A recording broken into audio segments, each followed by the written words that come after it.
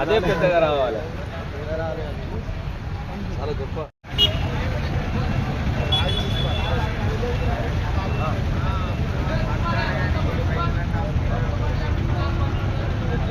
నచ్చిందా మరి? నాకు పెట్టలే. చూసినావా నేను పెట్టింది? నేను చూసి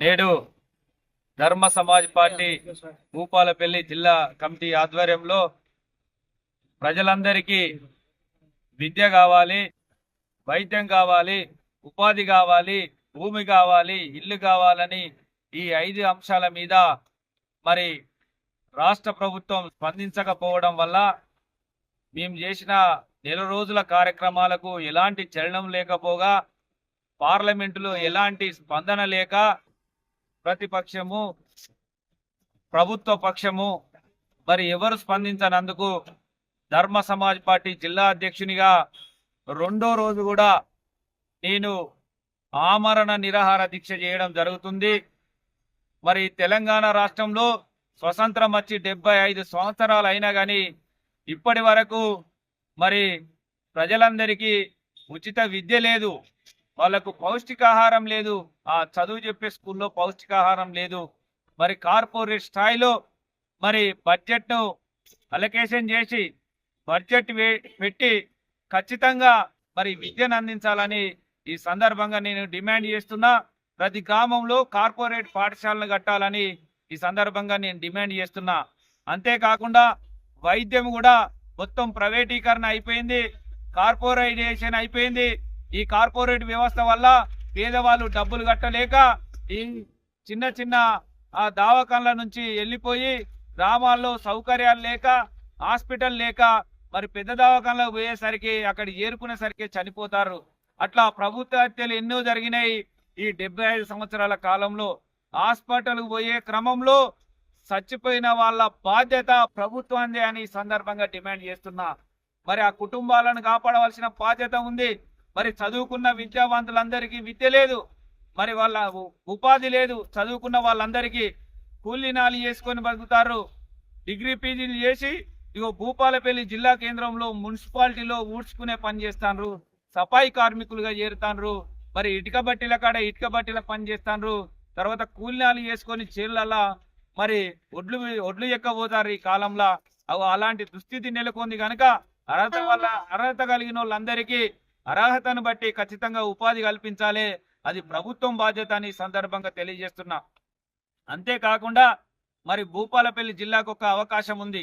ఏంటిదంటే ఇక్కడ 317 జీవో కింద చాలా మంది ఉద్యోగస్తులు 1000కి పైగా ఉద్యోగస్తులు ఇతర జిల్లాల నుంచి రావడం జరిగింది. మరి స్థానికులు నిరుద్యోగులు ఉన్నారు, వీళ్లకు స్థానికులకు ఉద్యోగ అవకాశాలు కల్పిస్తామని కళ్ళబొల్లి మాటలు మాట్లాడుతారు. మరి ఇప్పుడున్న మంత్రి గారు కానీ ఎమ్మెల్యే గారు కానీ ఈ జిల్లా మీద ముసలి కన్నీరు కారుస్తాను.